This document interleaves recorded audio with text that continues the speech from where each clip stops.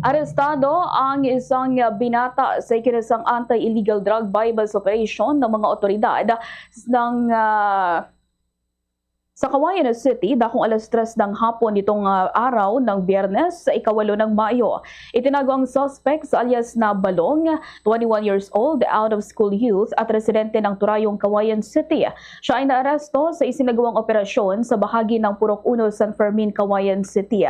Batay sa pakikipag-ugnayan ng Bombo Radyo Caguayan sa suspect, mariin nitong itinanggi na siya ay nagtutulak ng iligal na droga at iginiit na hindi sa kanya ang nakumpiskang droga. Nakumpiska naman mula sa pag-iingat ng suspect ang hinihinalang pinatuyong dahon ng marijuana, isang cellphone, 500 pesos cash, 500 pesos budol money at ilan pang personal na kagamitan. Sa ngayon ay dinala na sa himpilan ng Caguayan City Police Station ng suspect para sa dokumentasyon at kaukulang disposisyon.